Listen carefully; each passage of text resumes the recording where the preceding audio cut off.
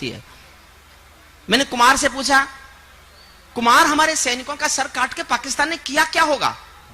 बड़ा जवाब दिया। यूं ही देश प्यार नहीं करता कुमार को। कुमार के मुंह से एक बड़ा जवाब निकला। कुमार ने कहा, भाई साहब उसकी फौज कायर है, वो अपनी कायर फौज को दिखाना चाहता है कि हिंदुस्तान के बहादुर फौजी बेटों के सर होते कैसे हैं, जो कट तो सकते झुक नहीं सकते। बहुत अच्छा साहब, एक मां बयान देती है मेरा एक बेटा शहीद हो गया, 2 और होते तो सीमा पर भेज देती। वाह। हम ऐसे बयानों की पूजा करते हैं। हमारे सुदीप भोला ने पढ़ा, शहीदों पर पढ़ा, हम उस गीत की पूजा करते हैं। लेकिन यह अर्ध सत्य है। अर्ध सत्य और भी कुछ है। मेरा एक छोटा भाई है कुमार मनोज है, इटावा में रहता है, उसकी 4 लाइन मुझे बहुत अच्छी लगती हैं। और जिस दिन मैंने पहली बार सुनी थी, मैं शायद रात भर रोया था, मैं सो नहीं पाया था। मैं आपको सुनाता हूं। किसी का बेटा सीमा पर विस्फोट में मारा गया, पूरा बदन उड़ गया, बोटी बोटी विस्फोट में उड़ गई। उसके घर पर क्या गुजरती है, एक सच सुनना, या अर्ध सत्य ये भी सुनना। और चौथी पंक्ति आपको लगे एक महाकाव्य है, तो फिर आपका आशीर्वाद उठ के आए तालियों में मंच तक सारे कवियों के लिए।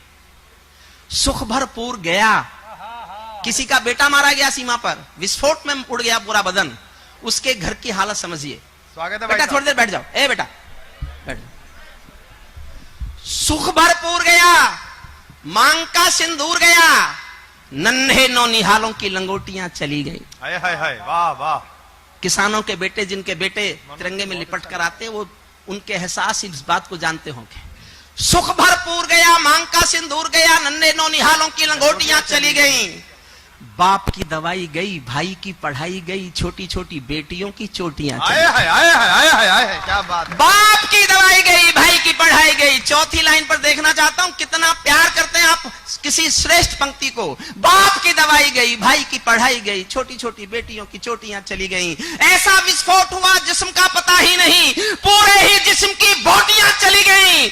आपके लिए तो एक आदमी मरा है साहब, किंतु मेरे घर की तो रोटियां चली गईं। किंतु मेरे घर की तो रोटियां चली गईं। ये जादू अभी चलिए ऐसा, ये भी अर्ध सत्य। मुझे 10 सेकंड और देना, 10 सेकंड। भाई इसकी रिकॉर्डिंग प्लीज बंद कर। मेरे पास सीडी है गाड़ी में, मैं दे जाऊंगा आपको, आप रिकॉर्डिंग मत कीजिए। रिकॉर्डिंग तो कर रहे हैं, ऐसा नहीं है। रिवर्ब लगा दे बेटा, बेस लगा दे, बेस रिवर्ब लगा दे, वो थोड़ा थोड़ा भाई से बोले, थोड़ा दुखे नहीं, मैं पढ़ना ही मौजूद। जितना मैं पढ़ूंगा उससे 1.5 गुना समय कुमार पढ़ेगा। अरे भाई साहब, तो 1.5 घंटा मुझे सुनिए ताकि आप 2.5 घंटे कुमार को सुन सकें। अरे मुकाबला नहीं, कोई मुकाबला नहीं होता। देखो मैं छोटे भाई से मुकाबला कर ही नहीं सकता। इस दुनिया में जिसने छोटे भाई को नाराज किया, आप जानते हो ये परंपरा कब से चली आ रही है।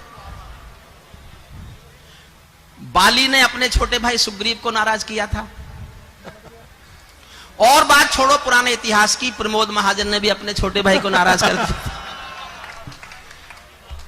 मैं जाट हूं, मूर्ख नहीं हूं।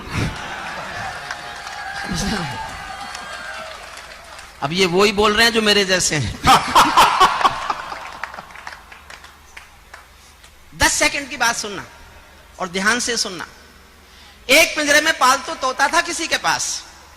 एक दिन मालिक ने तोते का खाना रख दिया पूरे दिन का पिंजरे में, और तोते से बोला मैं पड़ोसी गांव जा रहा हूं, तेरा शाम तक का खाना रखा है, खा लेना। तोता बोला मालिक उस गांव में तो मेरे गुरु रहते हैं। मालिक बोला तो क्या करूं? बोले मेरे गुरु से मेरी राम राम तो बोलोगे? मालिक बोला मिलेगा तो बोल दूंगा। मालिक पड़ोसी गांव गए, जाके पूछा मेरे पिंजरे में एक पालतू तोता है, कोई यहां उसका गुरु है क्या? एक बूढ़ा तोता आया, उसने कहा मैं उसका गुरु हूं। तो उसने कहा भी मेरे पिंजरे के पालतू तोते ने तो उसको राम राम भेजा है। बूढ़े तोते ने इतना सुना और मर गया। मालिक लौट के आया, पिंजरे के तोते ने पूछा मेरे गुरु मिले क्या? मालिक बोला काय का तेरा गुरु यार, मैंने तेरी राम राम दी, वो तो सुनते ही मर गया। इतना सुनते ही पिंजरे का तोता भी मर गया। समझना साहब, पिंजरे का तोता भी मर गया। जब मालिक ने पिंजरे के दरवाजे खोले तो तोते की आत्मा कहती चली गई कि मालिक तुम समझे नहीं, मेरे गुरु ने मेरे लिए संदेश भेजा है कि जिसको आजाद होना है उसको मरना आना चाहिए। वाह वाह वाह वाह वाह, क्या बात है भाई साहब। ये कहानी मैंने केवल इसलिए सुनाई, गुस्से में सुनाई। भारत आजाद हुआ लेकिन कभी मरने को तैयार नहीं हुआ, इसलिए रोज मरता है, खंडों में मरता है, कभी बंबई में मरता है, कभी संसद में मरता है, कभी पठानकोट में मरता है और कश्मीर में रोज मरता है। मैं अपनी सबसे नई कविता आपको सुनाता हूं कश्मीर पर, मन से सुनिएगा और स्वागत है। हंसी में हम कुछ भी कहें, उसके बाद आप हमारे लाडले कुमार को सुनेंगे, उनके पूरे तेवर में सुनेंगे, उनके सारे रूप देखेंगे, हास्य का भी, गीत का भी, गजल का भी, व्यंग का भी, सारे सारे रूपों में उस आदमी वो पारंगत है। बैठ जाओ आदरणीय।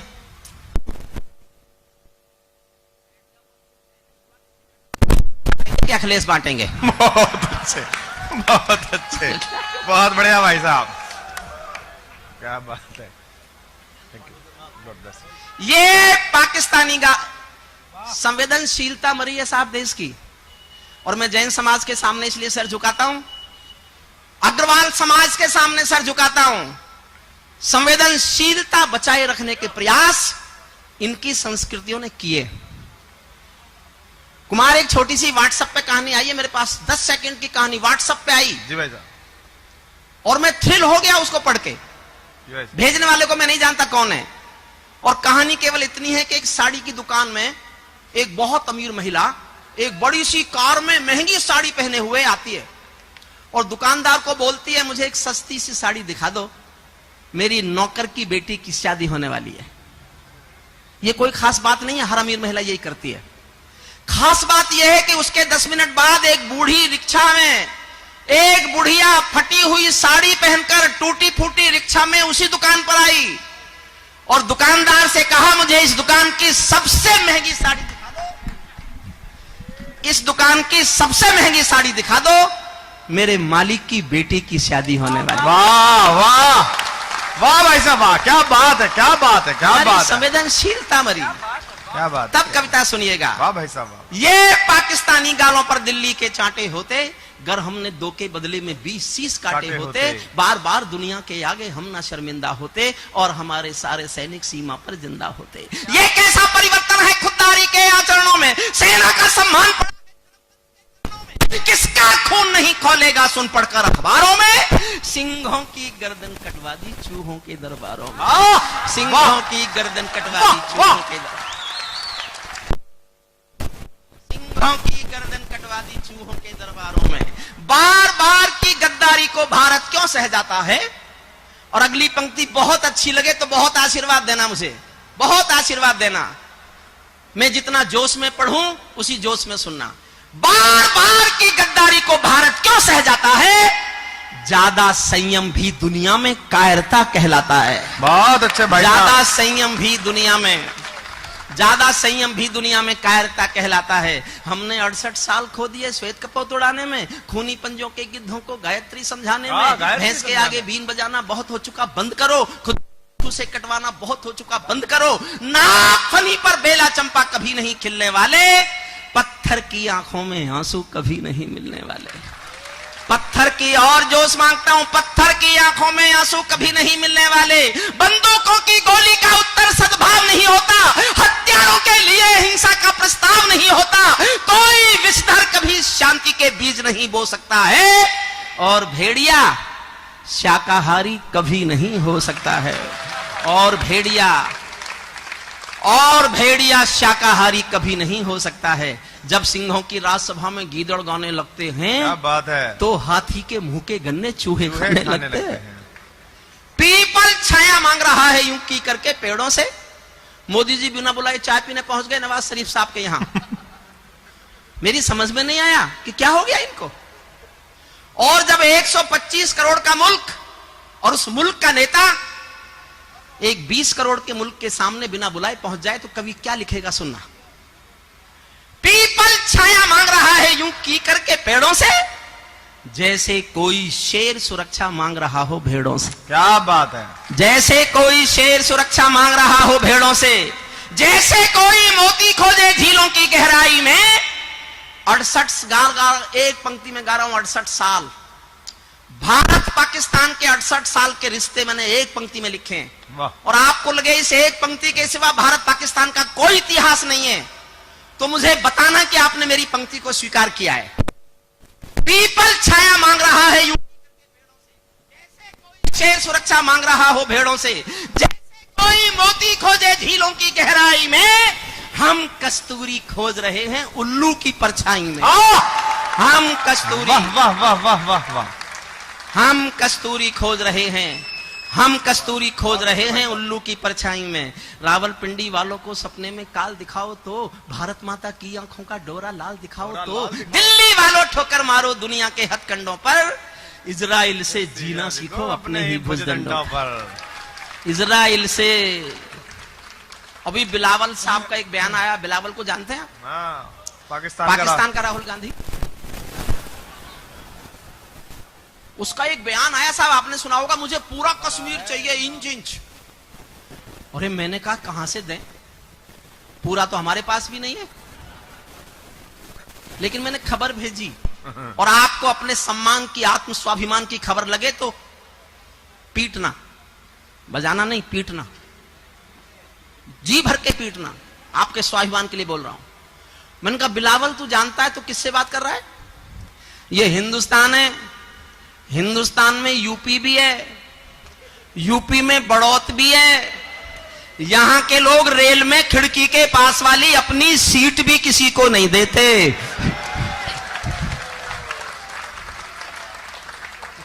तू कश्मीर मांग रहा है, अजीब बात है।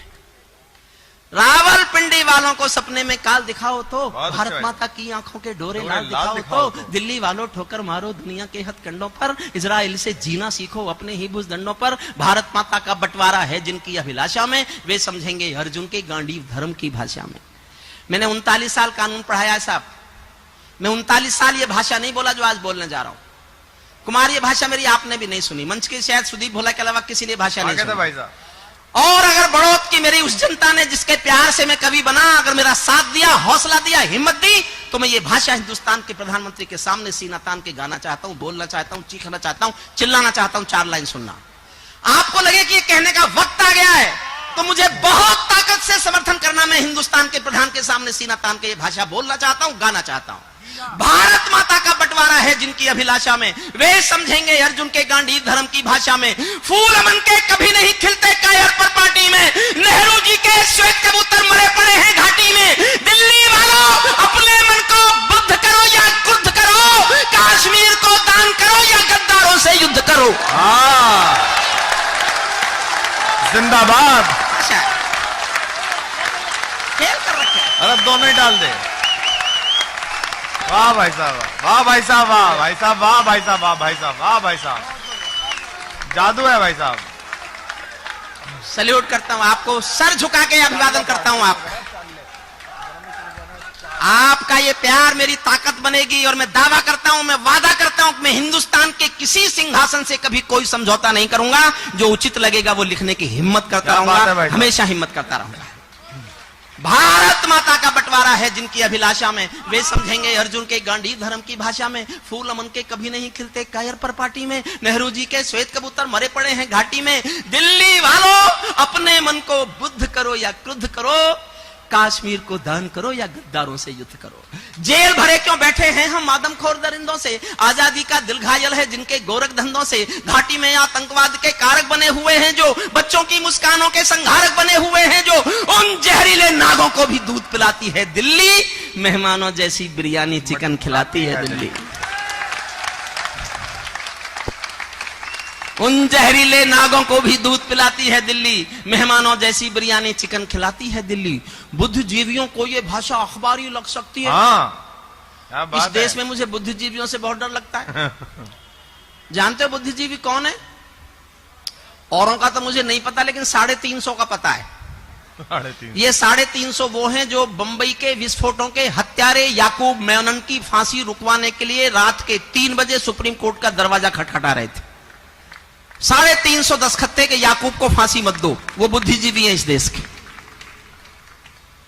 बुद्धिजीवियों को यह भाषा अखबारी लग सकती है, मेरी शैली काव्य शिल्प की हत्यारी लग सकती है, पर जब संसद गूंगी सिंहासन बहरा हो जाता है और कलम की आजादी पर भी पहरा हो जाता है, तो अंतरा ही जाता है शब्दों की परिभाषा में। कवि को चिल्लाना पड़ता है अंगारों की भाषा में।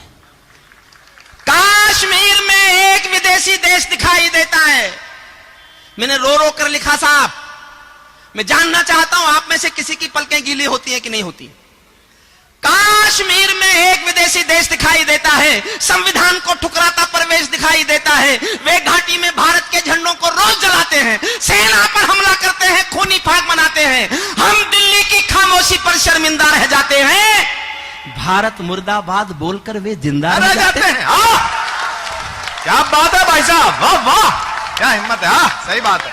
हम दिल्ली की खामोशी पर शर्मिंदा रह जाते हैं, भारत जितने पिछले 65 साल में झंडे जलाए गए, उससे 5 गुने झंडे तब जलाए गए जो मोदी जी की सरकार आ गई।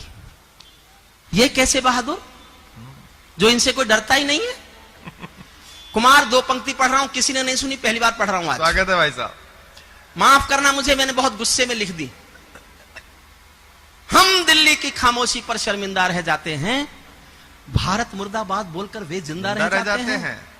सेना पर पत्थरबाजों को कोई इतना बतला दो, समर्थन चाहता हूं मेरी बात समझ जाओ तो। क्या बात है भाई साहब। सेना पर पत्थरबाजों को कोई इतना बतला दो, ये गांधी के गाल नहीं है, उनको इतना समझा दो। वाह। ये गांधी के गाल नहीं है, उनको इतना समझा दो। सेना को भी एक बार तो कुछ निर्णय ले लेने दो, एक बार पत्थर का उत्तर गोली से दे लेने दो। एक बार पत्थर का उत्तर।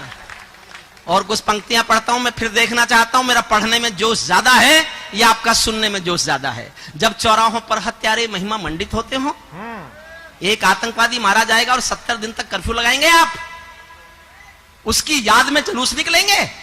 जब चौराहों पर, तो केवल आवश्यकता है हिम्मत की, खुददारी की। दिल्ली केवल 2 दिन की मोहलत दे दे तैयारी की। सेना को आदेश थमा दो, घाटी घेर नहीं होगी। जहां तिरंगा नहीं मिलेगा उनकी खैर नहीं होगी। जहां तिरंगा नहीं मिलेगा। कर दिया, वाह वाह वाह। अरे भाई साहब जिंदाबाद। जहां तिरंगा नहीं मिलेगा उनकी खैर नहीं होगी। बर्मा बांग्लादेश तलक, अरे बताओ, बर्मा बांग्लादेश तलक सीमा पर ऐठे रहते थे। क्या क्या नहीं हुआ इस देश में। बर्मा बांग्लादेश तलक सीमा पर ऐठे रहते थे और हमारे नेता चूड़ी पहने बैठे रहते थे। दिल्ली डरी डरी रहती थी पाक चीन की बॉर्डर पर, सेना बांधे। क्या हुआ, क्या हुआ? सामने आ गया भाई साहब। बर्मा बांग्लादेश तलक सीमा पर ऐठे रहते थे और हमारे नेता चूड़ी पहने बैठे रहते थे। दिल्ली डरी डरी रहती थी पाक चीन की बॉर्डर पर, सेना बांधे हाथ खड़ी रहती थी किसके ऑर्डर पर। एक बार और जोश देखना चाहता हूं आपका सुनना साहब। सेना बांधे हाथ खड़ी रहती थी किसके ऑर्डर पर। दुनिया को एहसास कराओ, हम निर्णय ले सकते हैं। हम भी ईंटों का उत्तर पत्थर से दे सकते हैं। अब तो वक्त बदलना सीखो, डरते डरते जीने का। दुनिया को एहसास कराओ 56 इंची सीने का। दुनिया को एहसास कराओ।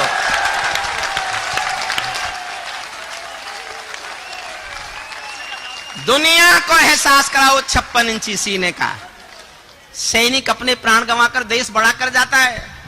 सैनिक अपने प्राण गंवाकर देश बड़ा कर जाता है। बलिदानों की बुनियादों पर राष्ट्र खड़ा कर जाता है। जिनको मां के बलिदानी बेटों से प्यार नहीं होगा, सबसे अच्छी पंक्ति पढ़ रहा हूं, देखना चाहता हूं इसको कितना प्यार करते हो। जिनको मां के बलिदानी बेटों से प्यार नहीं होगा, उन्हें तिरंगे को लहराने का अधिकार नहीं होगा। उन्हें तिरंगे को लहराने का अधिकार नहीं होगा। भाई साहब कमाल कर दिया भाई। सिंहासन के माने होते हैं सिंहों का आसन हो, कायरता से दूर अटल संकल्पों का अनुशासन हो। अंतिम पंक्तियां पढ़ता हूं, अंतिम पंक्तियां। बेटे बैठ जाओ। दिनकर की एक पंक्ति, हिंदुस्तान की सरकारें बदलती रही, हिंदुस्तान की राजनीति का भाग्य बदलती रही, सिंहासन खाली करो की जनता आती है। मैंने एक साधारण सी पंक्ति लिखी है, लेकिन कहते हैं जब कभी मर जाता है तो उसकी एक आध पंक्ति तो देश याद करता है। मैं भी एक पंक्ति पढ़ रहा हूं, आपके सामने सुनना। स्वागत है भाई साहब। सिंहासन के माने होते हैं सिंहों का आसन हो, कायरता से दूर अटल संकल्पों का अनुशासन हो, राजमहल के आचरणों की गंध हवा में जाती है। प्यार मांगता हूं अगली पंक्ति पर। राजमहल के आचरणों की गंध हवा में जाती है, राजा कायर हो तो बिल्ली सिंहों को धमकाती है। राजा कायर हो तो बिल्ली सिंहों को धमकाती है। भारत विदा करना मुझे, भारत एक अखंड राष्ट्र है, सवा अरब की ताकत है, कोई हम पर आंख उठा ले किसकी भला हिमाकत है। धरती अंबर और समंदर को ये भाषा समझा दो, दुनिया के हर पंच सिकंदर को ये भाषा समझा दो। अब खंडित भारत मां की तस्वीर नहीं होने वाली, कश्मीर किसी के अब्बा की जागीर नहीं होने वाली, कश्मीर किसी के अब्बा की। भाई साहब मुझे पढ़वा दो।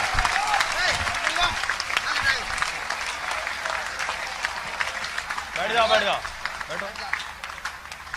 देखिए, हाँ क्या बात है भाई। अब आप उन क्षणों के लिए तैयार हो जाइए जिन क्षणों को कवि सम्मेलन का परम सुख कहा जाता है, परमानंद कहा जाता है, जहां कविता भी हो, छंद भी हो, व्याकरण भी हो, गुण भी हो और आनंद भी हो। कवि सम्मेलन की लोकप्रियता बनाने में, कवि सम्मेलन को लोकप्रिय बनाने में, गीत को मरती हुई गीत की सांसों के अंदर प्राण फूंकने की कोशिश इस व्यक्ति ने की। वो व्यक्ति आपका लाडला मेरा छोटा भाई डॉक्टर कुमार विश्वास है जी। अब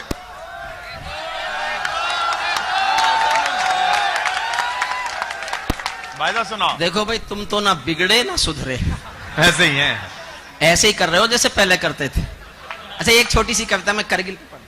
हाँ भाई साहब। देखिए, मैं एक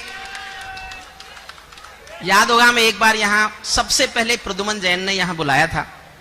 सबसे पहली बार जब मैं आया था, प्रद्युमन संयोजक होते थे, फिर अतुल जैन बुलाने लगे, अब संजय जैन और सोनू जैन बुलाते।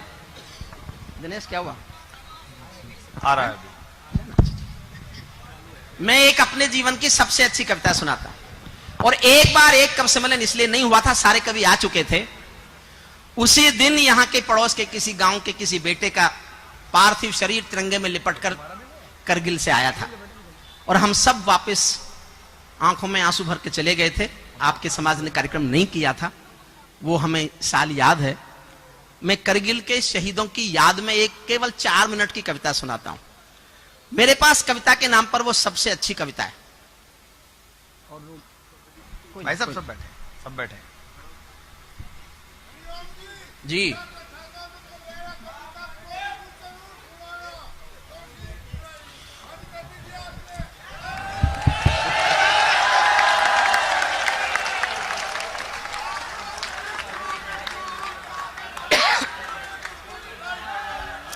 अच्छा, अपना नाम बता दो जी, क्या है?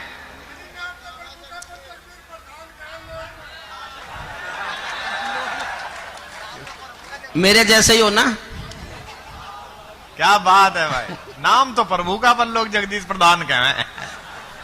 क्या बात है, क्या बात। देखिए, कुमार मूलतः गीत का स्वर है, और जब प्रारंभ में हम कुमार में यहां हम लेके आए थे, आमंत्रित किया था, तो तब वो शुद्ध गीत पढ़ते थे। लेकिन गीत की वीरानियां, गीत का रेगिस्तान होता हुआ क्षेत्र देखकर उन्होंने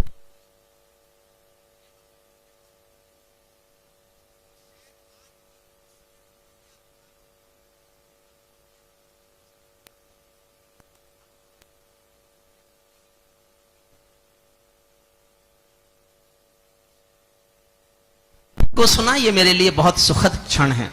हास्य में तो सुना लेते हैं सब, हास्य में कोई मुश्किल काम नहीं होता। ये दिनेश बाबरा या सुदीप भोला ज्यादा इतराए नहीं। लेकिन हमारे लाडले कवि हैं, पहली बार आए हैं, तो मेरी भी उनको दुआएं। एक बार जो आज पहली बार आए हैं, मेरे ममता और कुमार को छोड़कर उन सबके सम्मान में जोरदार, बहुत जोरदार तालियों से आशीर्वाद दीजिएगा आप लोग। भाई बहुत अच्छा, बहुत बढ़िया।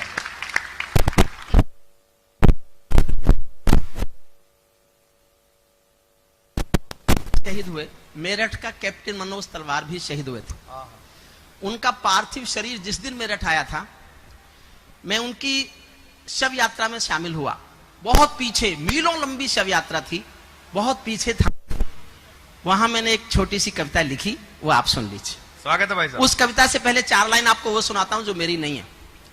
डॉक्टर धुरेंद्र भदौरिया जी हमारे एक बड़े कवि हैं शिकोहाबाद के।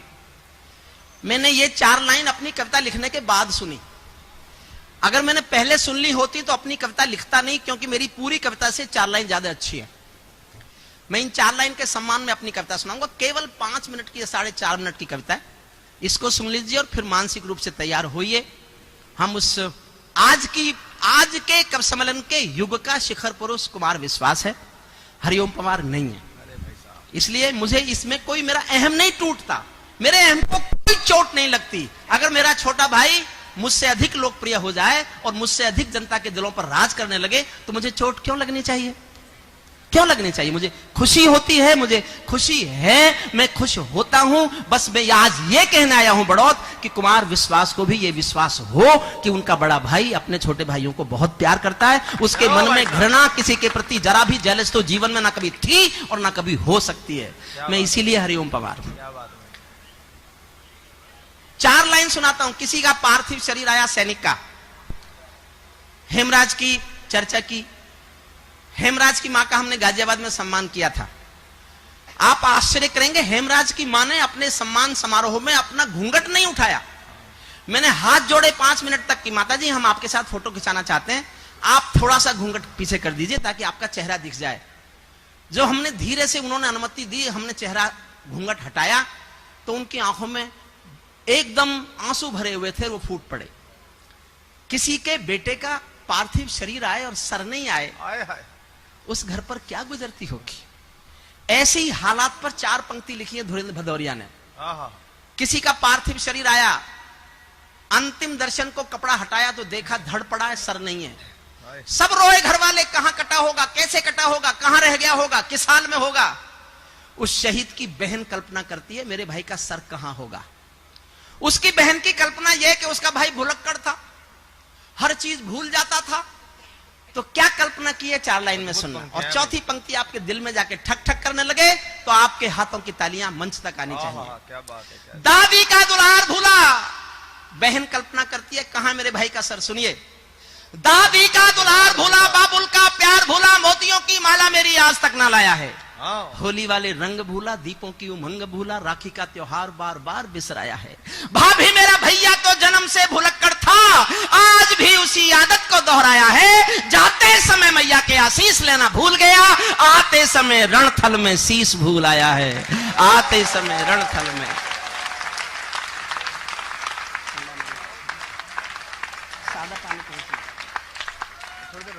मैं इन 4 लाइन के सम्मान में छोटी सी कविता पढ़ता हूं। स्वागत है भाई साहब।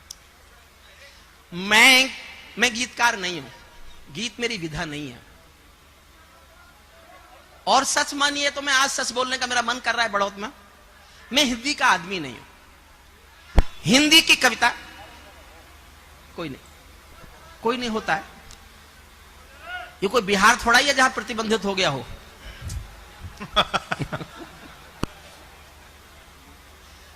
हाँ भाई। बिहार में तो हमें ये दृश्य देखने को नहीं मिलते आजकल। मैं ये सच कुमार शेयर करना चाहता हूं कि मैं हिंदी का व्यक्ति नहीं हूं, मैं हिंदी व्याकरण और छंद का भी व्यक्ति नहीं हूं। मैं तो बाई चांस हिंदी का कवि हूं। मैंने अंग्रेजी भाषा से LLM पास किया, LLD की कानून में। ये दिनेश चिराग जैन, जिसको कुमार ये बता रहा है कि हमारा जैन समाज का नहीं, हमारा पूरे कवि सम्मेलन समाज का बहुत पढ़ा लिखा कवि है। ऐसा ही कह रहे हैं ये कहता है, लेकिन कितना पढ़ा लिखा है मैं बताऊं आपको। हाँ। जब मैंने LLD की तो इसने कहा भाई साहब क्या कर लिए। ये LLD एक कानून की डिग्री है जिसके बाद कोई पढ़ाई नहीं होती। मैंने कहा LLD कर ली तो मुझसे चिराग जैन ने कहा भाई साहब आप B.Ed नहीं कर सकते थे, क्योंकि इसकी B.Ed भी नहीं हुई थी। बहुत। अब चिराग मेरा इसलिए काम आ रहा है, उसने अच्छी कविता पढ़ी थी आज। तो मैं तो बाई चांस हिंदी का कवि हो गया। जेपी के आंदोलन में हिस्सा ले रहा था, फिर मीसा में वांटेड हो गया, पुलिस पकड़ना चाहती थी, मैं छिपता रहता था। उसके बाद प्रोफेसर बन गया, राजनीति करनी नहीं थी, बड़े हिंदी के कवियों को सुनता था और फिर पता चला पैसे मिलते हैं। पर्ची भुन गई। पर्ची भुनती नहीं थी। अच्छा तो मैं तो देखिए सच मानिए, मैं देखिए अपने दिल की बात अपने घर में कह सकता हूं। शुरू शुरू में जब मैं मुजफ्फरनगर गया तो वहां एक कवि थे बड़े धर्मवीर सबरस। उनसे किसी ने पूछा ये लड़का है क्या? तब तो मैं लड़का ही था, 25-24 साल का हो गया था प्रोफेसर। तो उन्होंने कहा ये तो कबूतर है। कबूतर? सत्य घटना है कुमार, बिल्कुल वो कहा करते थे कि ये कबूतर है, अभी जंगली है, किसी दिन पालतू हो जाएगा। मैं बस बड़ौत में अपने घर में यह कहना चाहता हूं, मेरी 40 साल की कवि सम्मेलन की यात्रा मेरे कबूतर को जंगली बनाए रखने की यात्रा है, उसको पालतू नहीं होने दिया। मैंने केवल एक एहसास किया इस देश में। बहुत अच्छे भाई साहब, बहुत अच्छे। एक छोटा सा गीत सुनिए और उसके बाद मुझे भूमिका नहीं देनी है लंबी चौड़ी।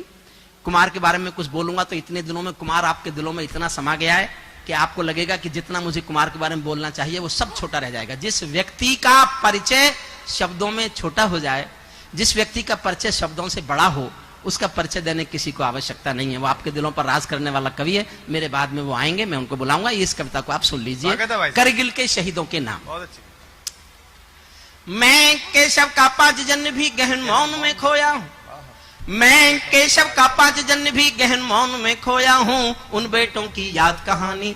इसमें कोई नहीं उठेगा, केवल 4 मिनट की कविता। मैं फिर कह रहा हूं, ये मेरा गीत मुझे नहीं आता, लेकिन कहीं सुनते हैं कि भीतर एक बहुत छोटा सा गीत हर किसी के होता है। वो बहुत भीतर जो मेरे एक छोटा सा गीतकार है, उसने स्फुटन कर लिया है, बस उसके अंकुर फूटा है। उसका गीत सुन लीजिए। मैं केशव का 5 जन्म भी गहन मौन में खोया हूं, उन बेटों की याद कहानी लिखते लिखते रोया हूं, उन बेटों की याद कहानी लिखते लिखते रोया हूं, जिस माथे की कुमकुम बिंदी वापस लौट नहीं पाई, चुटकी झुमके पायल ले गई कुर्बानी की अमराई, कुछ बहनों की राखी जल गई है बर्फीली घाटी में, वेदी के गठबंधन मिल गए हैं करगिल की माटी में, पर्वत पर कितने सिंदूरी सपने दफन हुए होंगे, 20 बसंतों के मधुमासी जीवन हवन हुए होंगे, टूटी चूड़ी धुला महावर रूठा कंगन हाथों का, कोई मोल नहीं दे सकता बासंती जज्बातों का, कोई मोल नहीं दे सकता बासंती।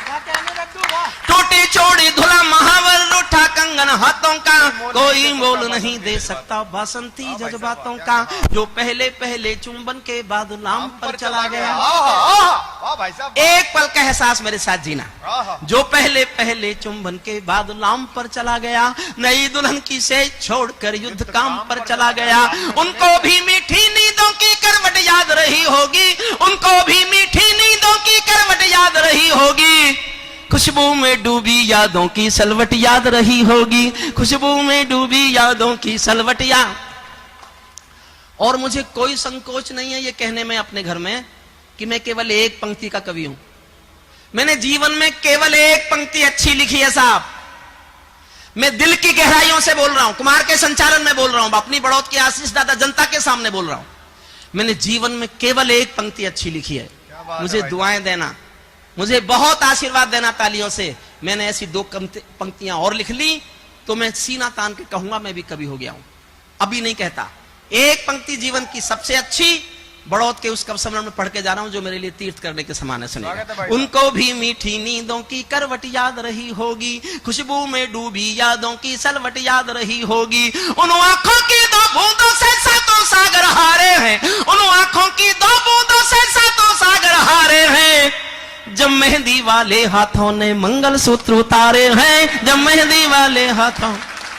भाई जिंदाबाद भाई साहब, क्या कह दिया। उन आंखों की 2 बूंदों से सातों सागर हारे हैं, जब मेहंदी वाले हाथों ने मंगलसूत्र उतारे हैं, गीली मेहंदी रोई होगी छुपके घर के कोने में, ताजा काजल छूटा होगा चुपके चुपके रोने में, जब बेटे की अर्थी आई होगी सुने आंगन में, शायद दूध उतरवाया हो बूढ़ी माँ के दामन में, शायद दूध उतरवाया हो बूढ़ी माँ। जिंदाबाद भाई साहब, जिंदाबाद।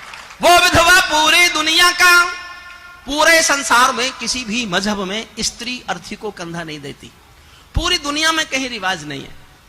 मैं भरतपुर गया, वहां के पास एक गांव है अजान, वहां का एक बेटा शहीद हुआ वीरेंद्र सिंह। ये कल्पना नहीं है, सत्य घटना है।